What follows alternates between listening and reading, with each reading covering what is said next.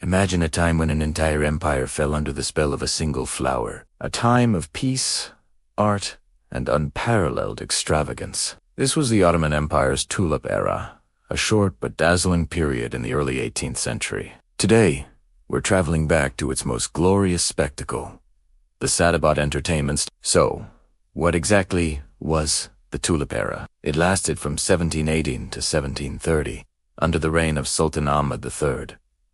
After a series of long and draining wars, the empire entered a rare period of peace. The focus shifted from military campaigns to culture, architecture, and luxury, and at the heart of it all was the tulip.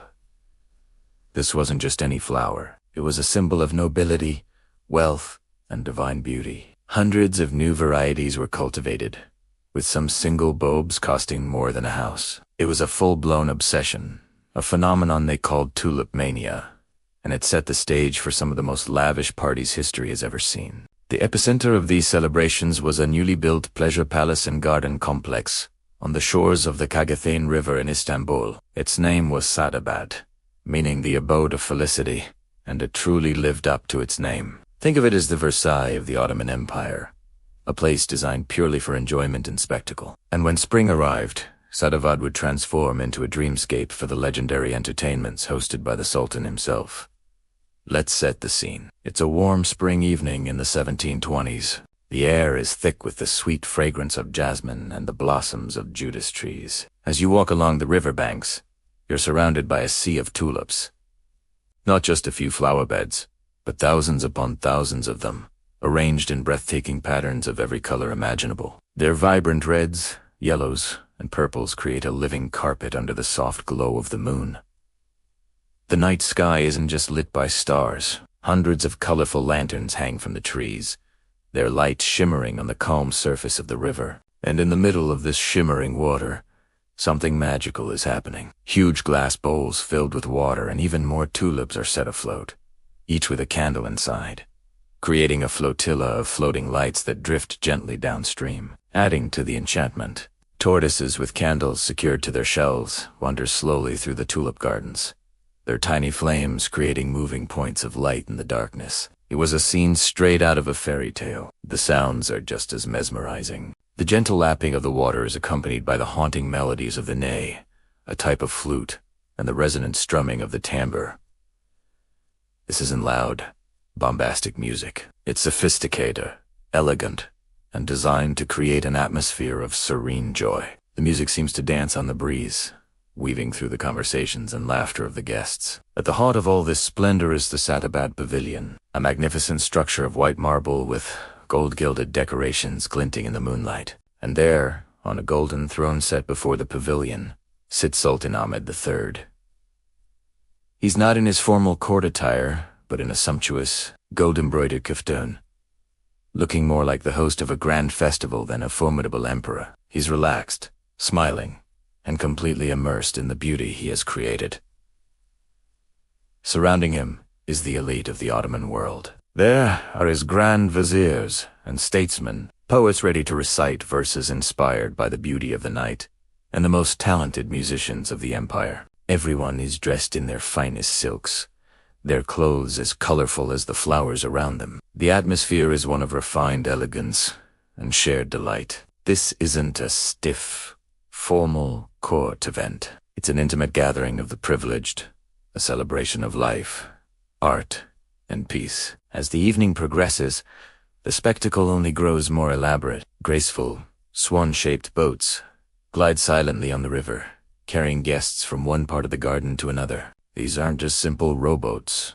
They are works of art, intricately carved and decorated. Imagine floating on one of these, surrounded by the scent of flowers and the reflections of lanterns on the water. Then, suddenly, the sky explodes in a burst of color. A massive fireworks display illuminates the entire scene, painting the night with streaks of gold, silver, and red. The hues and haze from the crowd mingled with the crackle and pop of the fireworks, their light momentarily outshining the moon and stars. This was a novelty from Europe, eagerly adopted by the Ottomans to add even more wonder to their celebrations. Of course, no party is complete without food and drink. But this is the Sultan's party, so we're not talking about simple snacks. Servants move gracefully through the crowd, carrying large, ornate trays inlaid with mother-of-pearl. On these trays are crystal glasses filled with sweet, fragrant sherbets, chilled fruit juices flavored with rosewater, pomegranate,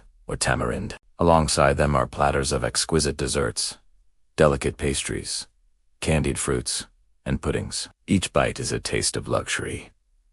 And the entertainment isn't just visual and auditory. As the music swells, a group of performers takes center stage. They are the Mevlevi dervishes. But this isn't a solemn religious ceremony. Dressed in delicate silk costumes, they begin to whirl. Their spinning becomes a blur of color and motion, a physical manifestation of the night's ecstatic energy. Their performance is less about pure worship and more about aesthetic beauty, a moving sculpture that captivates everyone present. The entire event is a feast for the senses, a carefully choreographed experience designed to overwhelm and enchant. The artistic style of the era, which we can see in the paintings and architecture that survive, was a unique blend. It combined the fine details and vibrant, flat colors of traditional Ottoman miniature painting with the soft, flowing, and ornate feel of the European Rococo style that was just becoming fashionable. Sadabad was the living embodiment of this style. Incredibly detailed, brightly colored, and utterly luxurious. But it's important to remember what this all represented. The Sadabad entertainments were more than just a fancy party. They were a statement. For Sultan Ahmed III and his Grand Vizier, Neb Erli Damat Pasha, this was a conscious effort to usher in a new era. They were showcasing the Ottoman Empire's capacity for refinement, culture, and beauty, not just its military might. They were opening up to Western influences in art, architecture, and technology like the fireworks and the printing press, which was also introduced.